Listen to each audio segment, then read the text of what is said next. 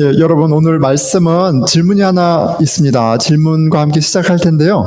여러분, 구원의 조건이 무엇이죠? 여러분, 어떻게 우리가 구원을 받았나요? 구원의 조건이 뭐죠? 예. 자, 어떻게 여러분의 모든 죄를 사함을 받고, 그쵸, 하나님의 아름다운 자녀가 되었습니까? 어떻게 그렇게 구원을 선물로 받았죠? 네, 너무 다들 익숙한 정답입니다. 믿음이죠. 우리는 믿음으로 구원을 받았습니다.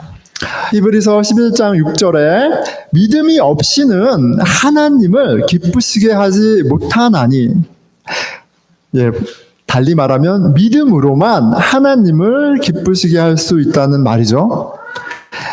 믿음의 조상 아브라함 때부터 우리에 이르기까지 모두 오직 믿음으로 우리는 구원을 받았습니다. 창세기 15장 6절이에요. 아브라함이 여호와를 믿으니 여호와께서 이를 그의 의로 여기시고, 로마서 5장 1절입니다. 우리가 믿음으로 의롭다 하심을 받았으니, 아브라함도 그렇고요, 우리도 그렇고요, 믿음으로 말미암아 의롭다함을 받았습니다. 구원을 받았어요. 여러분, 이 진리를 생각할 때마다 생각나는 찬양이 있죠. 예. 프랙티스를 했는데 기도해 주십시오.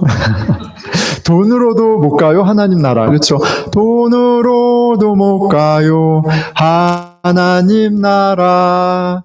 힘으로도 못 가요, 하나님 나라. 어쨌든 디스트랙되지 마십시오. 예, 어쨌든. 자, 몇 가지 또 있습니다, 여러분. 예뻐도 못 가요. 여러분, 큰일 났어요, 우리 자매들. 예뻐도 못 간대요. 여러분들의 미모로도 갈 수 없습니다. 예, 재능으로도 못 가고요. 그리고 열심히 착한 일을 해도 못 가요. 그럼 어떻게 가요?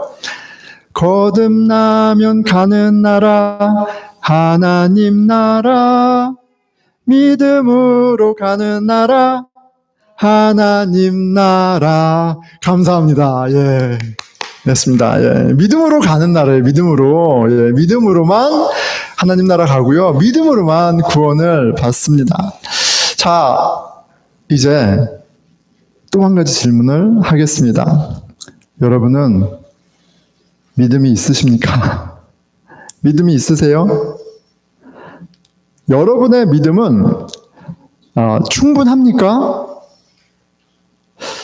믿음이 있다고 믿음이 있다고 하기에는 나는 여전히 돈과 능력과 외모와 직업과 이런 너무 많은 세상의 것들로 고민하고 번민하고, 이렇게 마치 믿음이 없는 사람처럼 살고 있지는 않습니까?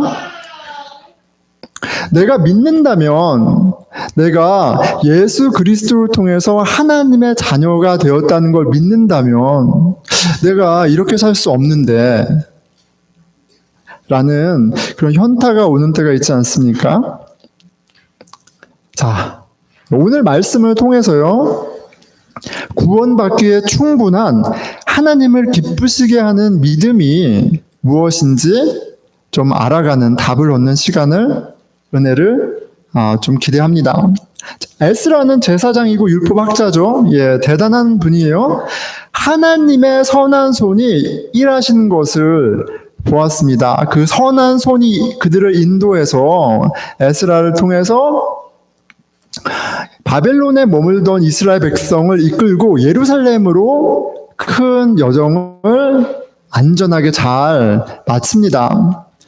4개월 거리예요. 4개월 거리고요. 적게는 1,500명에서 5,000명, 6,000명이나 되는 많은 사람들을 이끌고 그 대장정을 이루어냅니다. 그 가운데 하나님의 선하신 손을 에스라가 경험을 해요. 에스라는 그 여정을 끝마쳤을 뿐만 아니라 예루살렘에 가서 또 대단한 일을 하죠. 영적 각성 운동을 일으키고요. 그리고 그것을 또 이룬, 어떻게 보면 이스라엘의 영적 개척자, 리더라고 할 수 있습니다. 제 말은 에스라가 참 대단하다 이 말을 일단 드리는 거예요. 자, 지난 한 주간 말씀을 보면서 두 본문이 오늘 본문이죠. 눈에 띄었습니다. 7장 27절에서 28절 하나님의 은혜를 에스라가 카운트하면서 감격하는 거예요. 와, 봐봐, 하나님이 살아계셔, 하나님이 역사하셔, 이렇게 감탄하면서 고백하고 있고요. 그 고백에는 확신이 있습니다. 당연히 그 확신에는 뭐가 베이스되어 있는 거예요? 하나님에 대한 믿음이 베이스가 되어 있는 거겠죠. 믿음을 바탕으로 확신에 찬 고백을 합니다. 자, 그런데 8장 21절에서 23절에 한 구절이지만 에스라의 믿음이 흔들리는 걸 봐요. 에스라의 믿음이 흔들립니다. 여러분, 믿음이 흔들리는 거는 우리 전공이죠. 우리는 워낙 연약하니까 믿음이 잘 흔들립니다. 그런데 에스라와 같은 믿음의 거인이 자신의 믿음 없음에 괴로워하는 모습을 이렇게 비친다는 건 조금 의외일 수 있습니다. 좀 낯설죠? 에스라 정도로 하나님의 손을 보고 듣고 체험하면 절대 흔들리지 않을 것 같은데, 그런데 염려하고 의심합니다. 저는 종종 그런 말 듣습니다. 하나님이 살아계신다는 것을 볼 수만 있으면 제가 믿을 텐데, 그렇죠? 내가 믿을 텐데, 신앙생활 열심히 할 텐데, 아직 못 봤어요. 이런 이야기를 해요. 반대로 에스라는 너무 많이 봤거든요. 그럼 강한 믿음, 또 신실한 삶, 그냥 너무나 당연한 것 아니겠어요? 그런데 흔들린단 말이에요. 자, 우선 우리 에스라가 어떤 체험을 했는지 보고요. 그렇죠? 그리고 그가 어떤 상황에서 번민하는지 한번 보도록 하겠습니다. 에스라 7장 27절입니다. 우리 조상들의 하나님 여호와를 송축할지로다. 그가 체험한 하나님, 그 일하심에 대해서 경탄합니다. 자, 봐봐. 하나님이 살아계셔. 그가 왕의 마음에 예루살렘 여호와의 성전을 아름답게 할 뜻을 두시고, 에스라는 뭘 본 거예요? 하나님께서 페르시아 왕의 마음을 감동하시고 또 마음을 바꾸는 걸 본 거예요. 그 가운데 하나님의 손을 본 겁니다. 하나님 역사하셔. 그의 찬송은 계속됩니다. 봐봐, 하나님이 사람을 통해 은혜를 주시잖아. 7장 28절이죠. 왕과 그의 보좌관들 앞과 권세 있는 모든 방백 앞에서 은혜를 얻게 하셨도다. 심지어 하나님을 믿지 않는 사람, 그 많은 사람들을 통해서도 하나님이 일하셔. 그가 그들의 호의를 경험하면서 하나님의 손을 보았습니다. 에스라는 이렇게 고백합니다. 28절 후반부입니다. 내 하나님 여호와의 손이 내 위에 있으므로 내가 힘을 얻어. 봐봐, 여호와의 손이 나와 함께 하셨어. 하나님이 함께 하셔서 내가 이런 리더십을 발휘할 수 있었던 거야. 나의 영성의 근원은 하나님이셔. 내가 너희를 모으고 이 대장정을 계획하고 실행할 수 있는 건 바로 내 위에 계신 여호와의 손이야. 얼마나 리얼하면 그렇게 고백하겠어요? 하나님이 환경도 만들어 주셨고 하나님이 그에게 꿈과 용기도 주신 것을 체험했습니다. 여러분, 하나님의 손은 성경에서 하나님의 능력, 또 하나님의 임재를 의미하죠. 이 에스라가 이 표현을 참 많이 써요. 그리고 그 하나님의 손이 어떤 손인 거예요? 구원하시는 손인 거예요. 구원하시는 손이에요. 보호하시는 손이고 인도하시는 손입니다.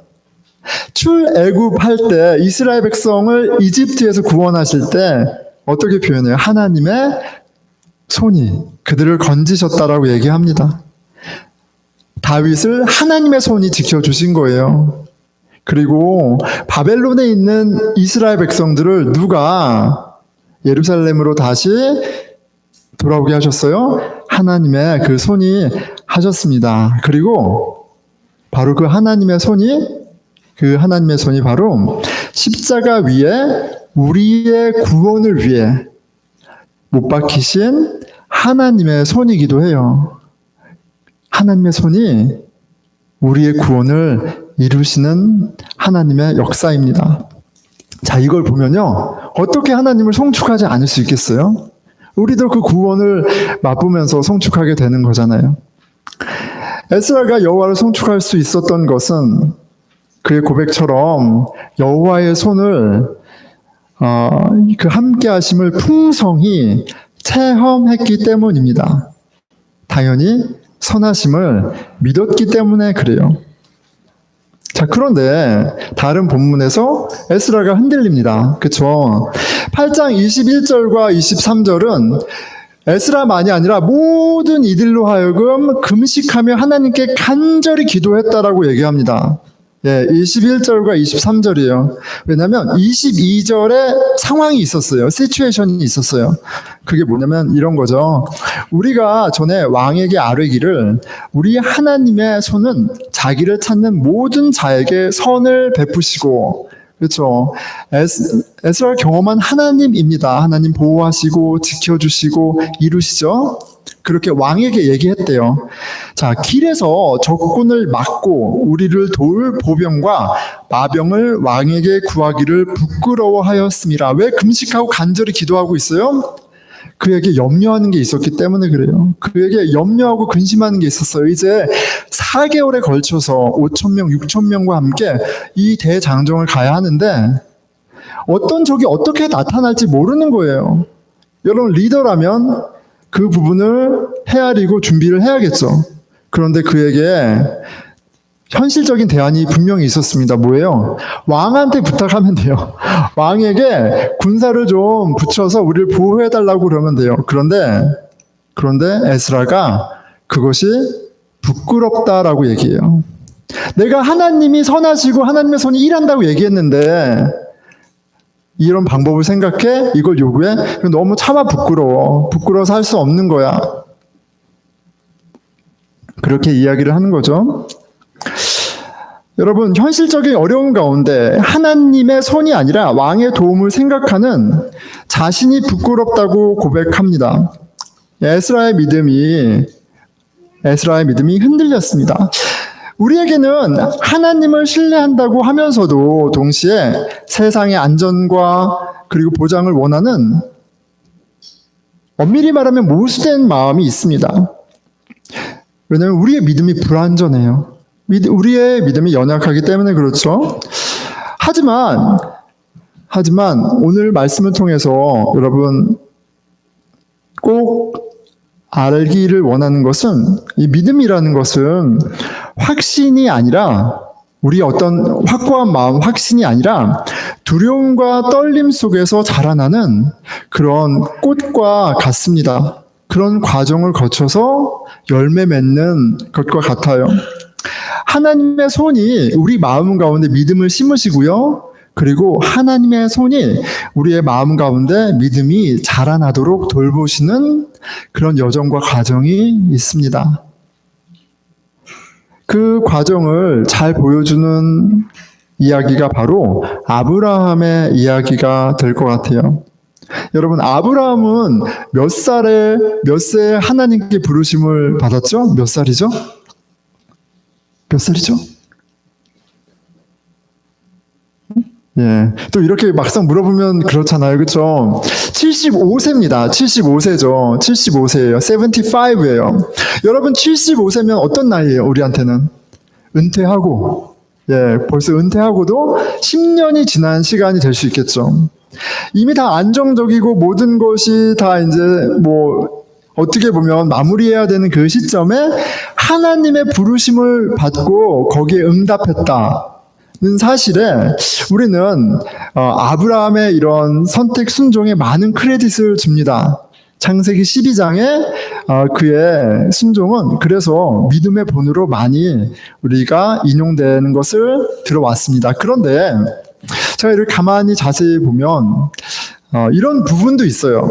뭐가 있냐면 하나님이 아브라함에게 나타나셔서 부르실 때 오퍼를 해요. 제안을 하시는데 그 제안이 아브라함 입장에서 거부하기 힘든 제안이었다.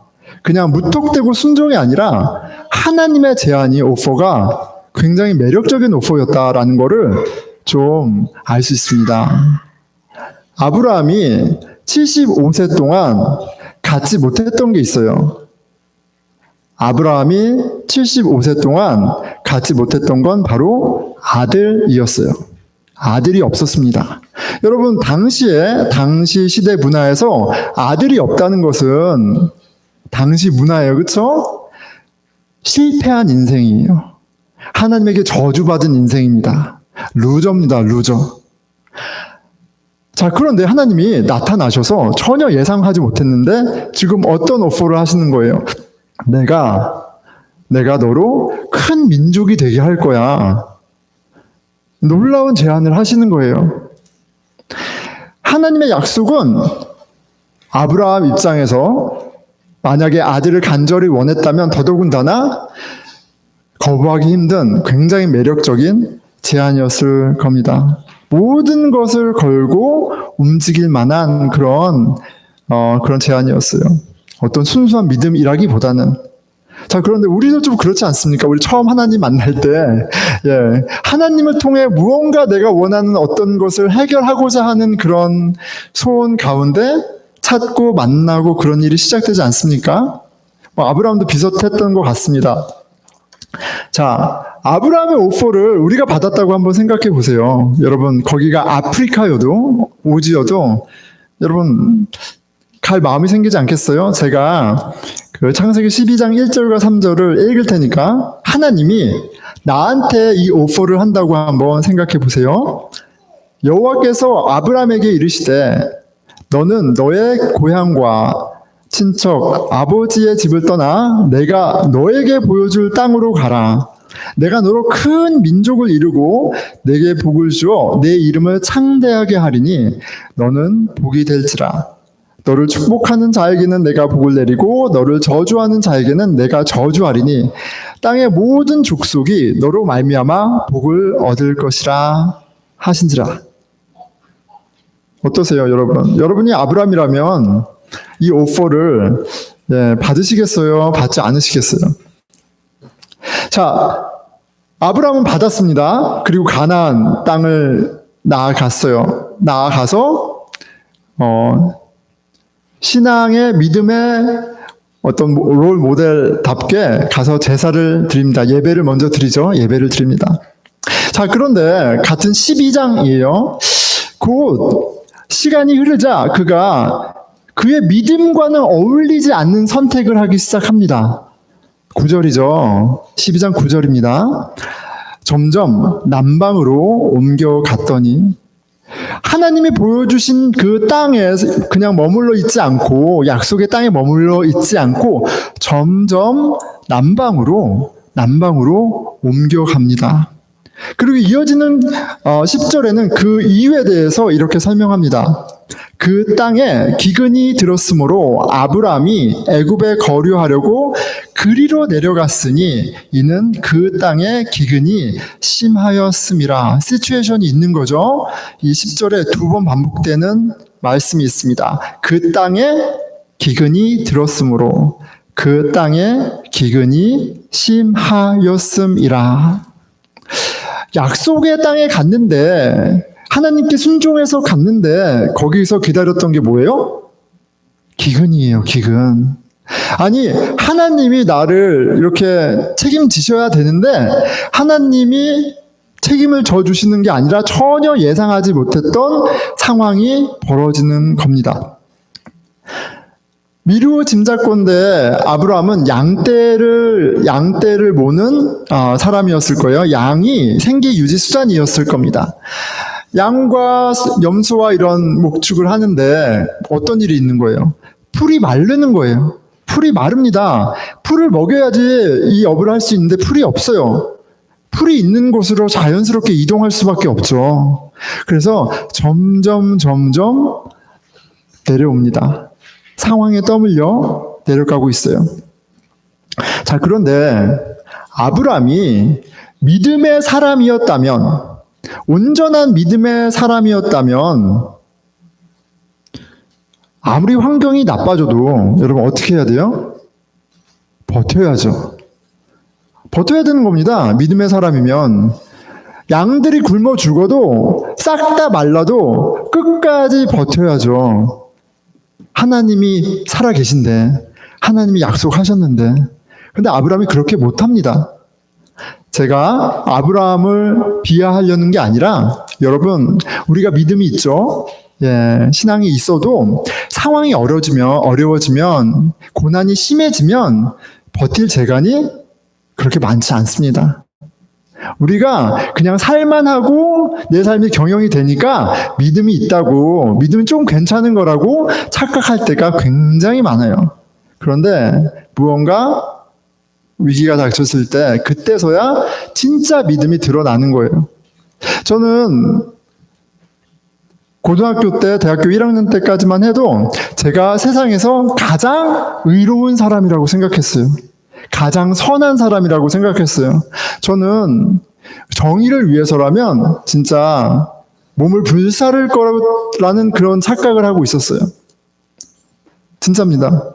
그런데 군대를 갔어요. 군대를 가니까 모든 게 바뀝니다. 예. 정의를 막 외치고 정의를 위해서 불사를 것처럼 대학교 때 얘기하고 데모도 했는데, 군대에서 이제 막 정신없이 거기에 적응하다 보니까 어느 날 뭐 하고 있어요? 제가 밑에 사람을 때리고 있어요. 막. 환경이 그렇게 나를 만들더라고요. 와, 내가 이렇게 악하구나, 내가 이렇게 약하구나, 내 안에 이런 모습이 있구나를 그 어려운 환경 가운데 대면하고, 또 그 가운데 실은 하나님께 눈을 돌리는 은혜가 저에게는 있었습니다. 여러분, 매에 장사가 없어요. 매를 막 맞잖아요? 그러면 내 본전이 다 드러납니다.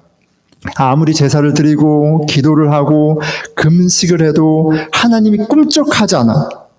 아니, 환경을 더 꼬아버려요. 그러면 어떡하겠어요? 있던 믿음도 없어지지 않는 게 다행이죠. 하나님 정말 선하신 분 맞아? 왜 나를 만나주신 거야? 왜 나를 부르신 거야? 질문하는 게 당연합니다. 상황에 떠밀려 이집트까지 내려가죠. 그리고 거기에서 최악의 선택을 합니다.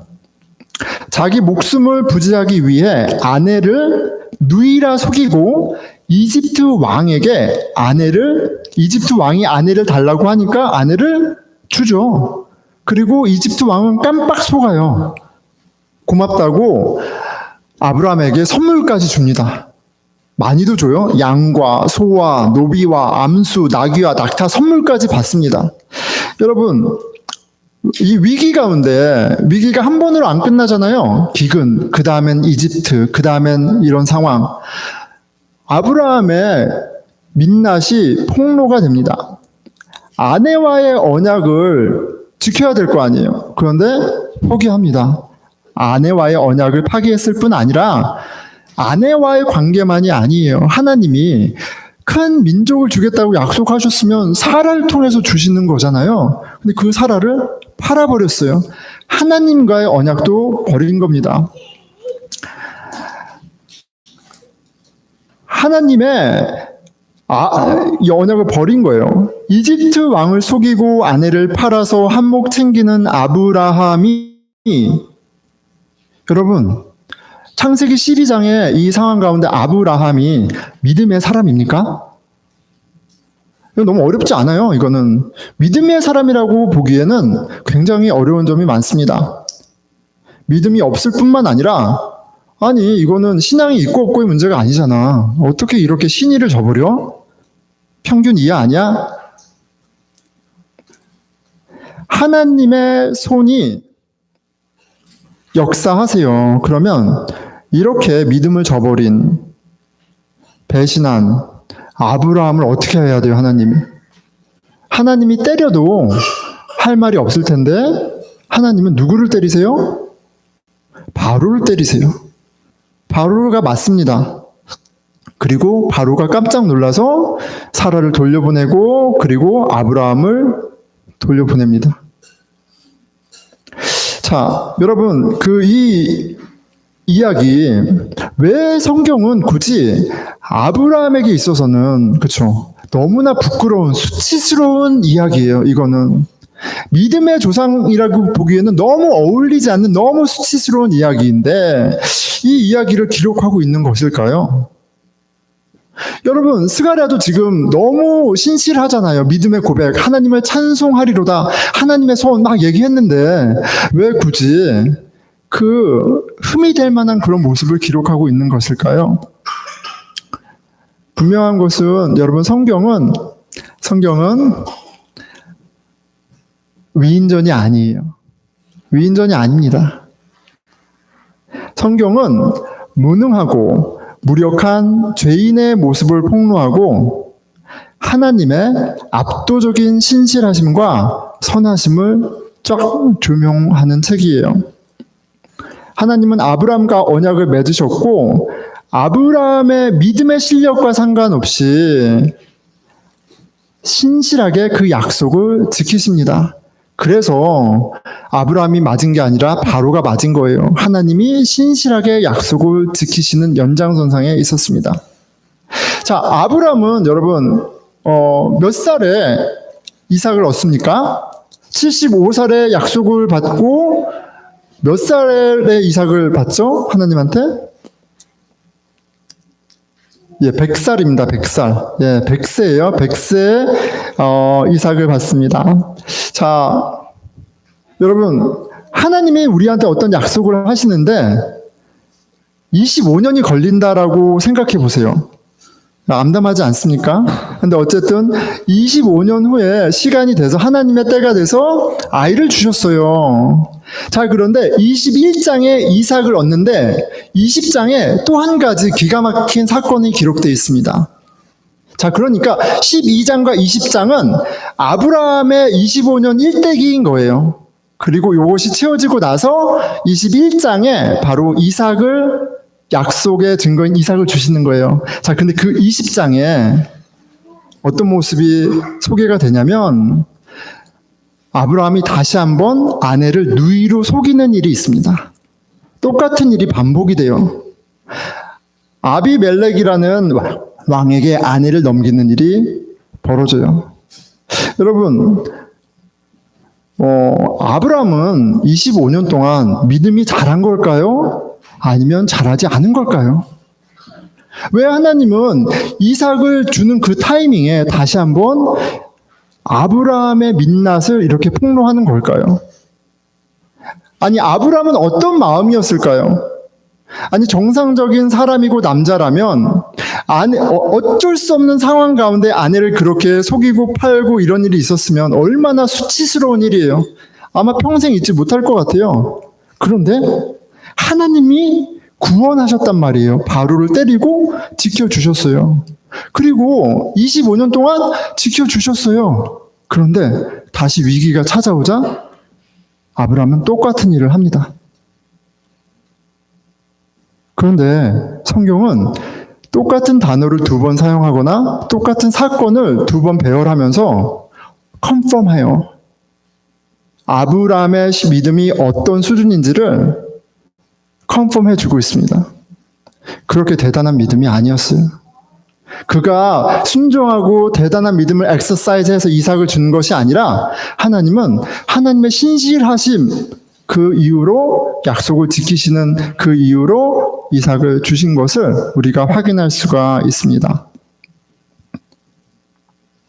아브라함의 믿음은 형편없었고요. 그리고 아브라함의 이야기가 두 번에 걸친 그 배반이 그것을 확인해 줍니다. 자, 그런데 아브라함은 아모리산에 이삭을 바치는 일을 하죠. 그리고 거기서 믿음을 컨펌 받고 약속을 컨펌 받습니다. 믿음의 조상이라는 아브라함의 믿음을 칭찬할 때 이삭까지 바치는 아브라함 이야기가 꼭 나옵니다. 자, 그런데 여기서 여러분 75세에 부름받고 100세에 이삭을 낳고 아모리산에서 이삭을 바치기까지 몇 년이 걸렸을까요? 40년 정도는 걸렸을 거예요. 40년. 그렇죠, 여러분?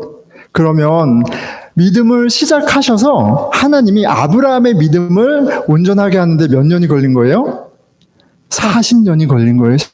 40년. 한 인생의 평생입니다. 평생. 믿음은 그렇게 간단하지 않아요. 내가 확신을 갖고 있다고 해서 그게 또 온전한 믿음은 아닙니다. 믿음은 하나님이 시작하시고요.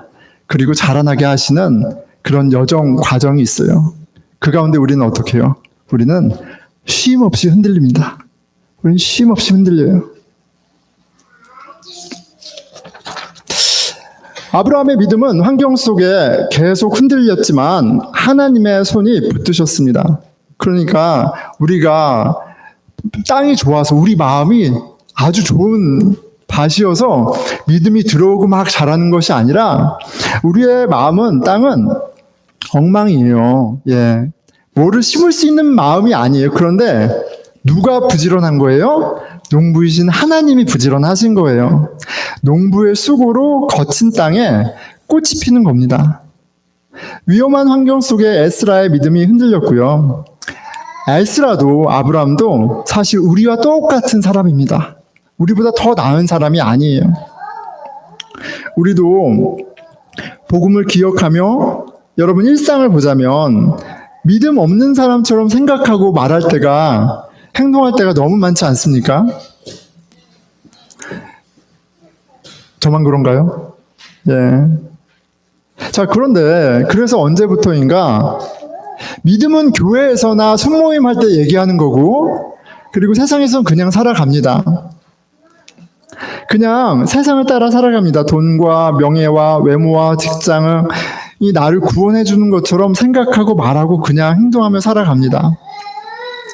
어쩌면 처음부터 믿음이 아예 없었는지도 몰라요.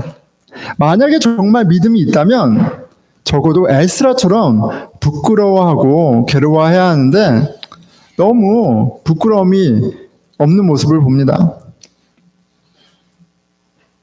자, 그렇지만 오늘 말씀으로 말미암아 찔리고 부끄러운 사람은 복이 있는 거예요. 예수님이 이렇게 말씀하시잖아요. 마태복음 5장 3절. 심령이 가난한 자는 복이 있나니 하나님의 나라가 저희 것이며. 믿음이 굳건하고 확실하고 잘 살고 뭐 하고가 아니라 심령이 가난한 자가 하나님의 은혜로 구원을 받아요. 여러분의 믿음이 흔들리고 있다는 사실에 부끄럽다면 여러분은 분명 믿음을 선물로 받은 하나님의 자녀입니다. 여러분, 복음을 믿어야 복음답게 살지 못하는 게 부끄러운 거예요. 복음을 믿지 않으면 부끄러움도 없는 겁니다.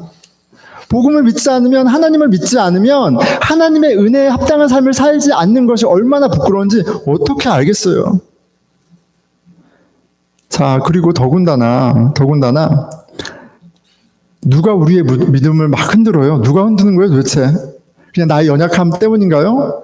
그거는 원래 그런 거고, 하나님이 흔드는 거예요. 하나님이. 여러분, 하나님이 흔드시는 거예요. 누가 기근을 준 거예요? 누가 약속의 땅에 기근을 갖고 온 사람이 누구예요? 하나님이죠. 하나님이 세팅하신 거예요. 아브라함에게 가뭄을 주셨어요. 여러분, 왜 25년이나 기다리게, 25년이나.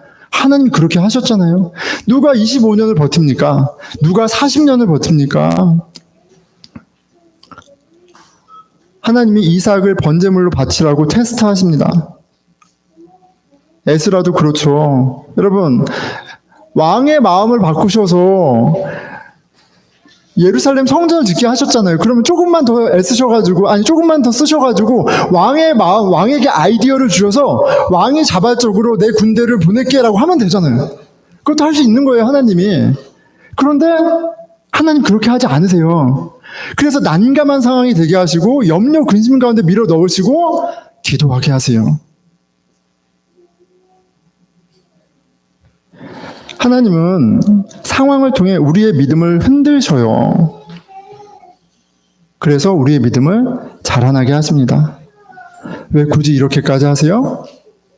믿음이 가장 가치 있고 가장 중요하기 때문에 그래요. 우리는 믿음으로 하나님을 보고요. 믿음으로 구원을 입고요. 믿음으로 영생을 바라보고요. 믿음으로 이 세상을 이겨요. 믿음이 가장 중요한 선물이기 때문에, 믿음이 너무너무 중요하기 때문에 하나님은 우리의 믿음 없음을 드러내시고 우리를 흔드셔서 믿음이 자라나게 하십니다. 믿음이 가장 큰 축복이기 때문에 그렇습니다. 여러분, 오늘 말씀을 통해 기억하십시오. 믿음은 흔들리며 자라납니다. 아브라함의 여정처럼, 에스라가 고백처럼 믿음은 흔들리며 온전해집니다. 그리고 그것이 하나님의 손이 일하고 있다는 증거이기도 합니다. 구원의 여정에 앞서간 바울이 저와 여러분에게 이렇게 권합니다. 두렵고 떨림으로 너의 구원을 이루어 가라. 진리의 파라독스죠. 확신이 아니라 두려움과 떨림이 구원받은 증거가 됩니다. 두려움과 떨림 가운데 에스라는 기도합니다. 21장과 23장이죠. 우리가 이를 위하여 금식하며 우리 하나님께 간구하였더니 그의 응낙하심을 입었느니라. 자신의 불신앙과 한계를 하나님께 드리며 간구합니다. 그리고 그의 기도 가운데 하나님이 응답하시죠. 그는 예루살렘의 여정을 완수합니다. 그런데 그는 또 한 번 하나님의 손을 보는 은혜를 입은 거예요. 우리는 모두 예수 그리스도 안에 하나님의 자녀로 부르심을 입었습니다. 하지만 현실 가운데 여러분, 우리의 믿음이 흔들립니다. 흔들리지 않습니까? 두려움과 떨림 가운데 하나님께 간절히 기도합니다. 그 가운데 하나님은 성령을 통해, 말씀을 통해 복음을 보게 하세요. 예수 그리스도의 십자가에 드러난 그 십자가에 못 박힌 하나님의 사랑의 손, 우리를 구원하시는 그 손이 우리 위에 머물러 있음을 보게 하십니다. 내 하나님 여호와의 손이 내 위에 있으므로 우리는 오늘도 힘을 얻어 나아가게 되는 거예요. 그런데 여전히 그 가운데에는 흔들림이 있는 겁니다. 송축과 간구, 확신과 불안 사이에 복음의 은혜를 붙잡는 믿음을 주십니다. 자, 마무리하겠습니다. 하나님이 기뻐하시는 믿음이 무엇일까요? 여러분, 흔들리는 믿음으로 충분합니다. 흔들리는 믿음으로 충분해요. 우리는 흔들리는 믿음을 부끄러워하죠. 믿음 없음을 드러내는 것을 굉장히 부끄러워합니다. 그런데 성경은 믿음이 흔들린 사람들의 이야기를 숨기지 않고요. 믿음이 흔들린 사람들 이야기 천치입니다. 더군다나 하나님은 우리의 흔들리는 믿음을 하나님은 부끄러워하지 않으세요. 믿음이 흔들릴 때 우리는 비로소 기도하고 하나님께 간절히 매달립니다. 그리고 그때 하나님의 손이 드러납니다. 믿음은 확신이 아니라 두려움과 떨림 속에 자라나는 하나님이 자라나게 하시는 꽃입니다. 흔들림은 하나님께 나아가고 있다는 증거이고요. 그러니까 기억하십시오. 흔들리는 믿음이면 여러분 충분한 거예요. 그리고 당연히 하나님은 그 믿음을 기뻐하십니다. 기도하겠습니다.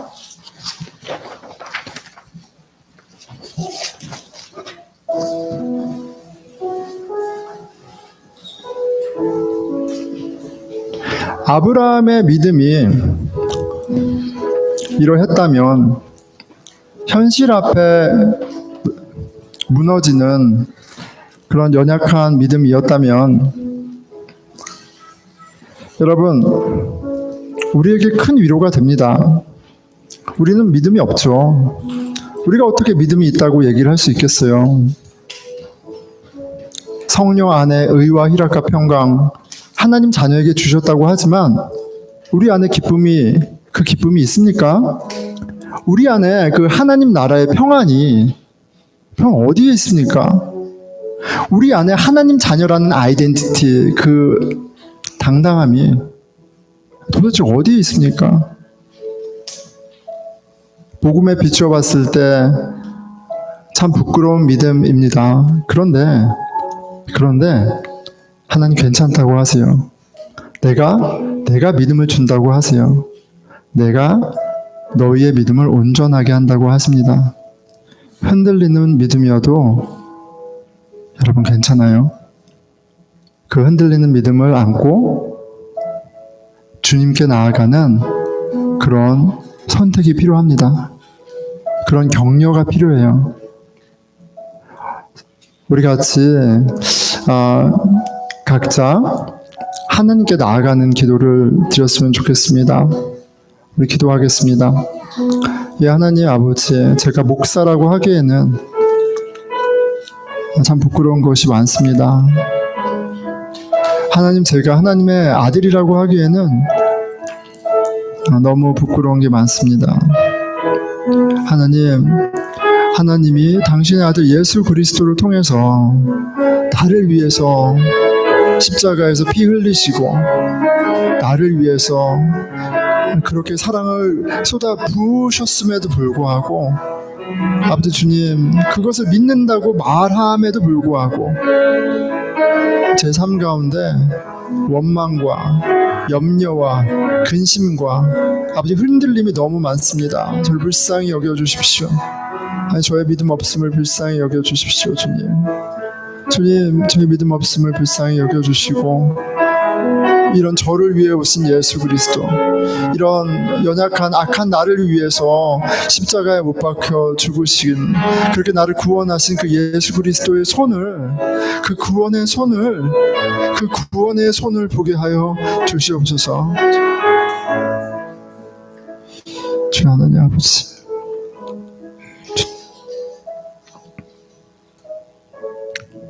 우리 함께 교회 공동체를 위해서 기도하겠습니다. 여러분, 우리가 익스펙테이션을 좀 바꿔야 돼요. 흔들리는 믿음이 당연한 겁니다. 우리의 연약함과 믿음 없음이 드러나는 게 그게 당연한 거고요. 그리고 하나님은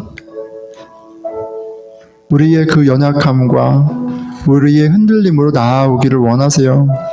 주님, 우리 보스턴 늘 푸른 교회 공동체, 그리스도의 몸된 교회, 주님, 저희들의 연약함을 드러낼 수 있는 용기를 주십시오. 흔들리는 우리를 위해서 오신 주님, 우리를 붙잡아 주시는 주님을 볼 수 있도록 저희 가운데 연약함을 고백하고 우리의 부족함을 나누고 우리의 안타까움을 함께 지는 그런 공동체 되게 하여 주십시오. 우리 같이 교회를 위해서 기도하겠습니다. 예, 하나님 아버지, 믿음이 있다고 하기에는 참 부끄러운 것이 많음에도 불구하고 아버지, 믿음이 있는 것처럼, 믿음이 완성된 것처럼 스스로 속이고 서로를 속일 때가 너무나도 많습니다. 주님, 저희를 불쌍히 여겨주시고 아버지, 예수 그리스도 안에서 우리의 죄를 고백하고 우리의 허물을 고백하고 우리의 믿음 없음을 토로하고 주의 은혜로 더욱더 간절히 구하는, 간절히 찾는 저희가 되게 하여 주시옵소서. 아버지, 믿음 없음이 드러날 때 너무 놀라지 않게 해주시고 아버지 주님, 오히려 그런 우리를 위해서 오신 예수 그리스도를 더욱더 함께 바라보고 나아가는 믿음의 공동체, 주님, 저희 될 수 있도록 성령님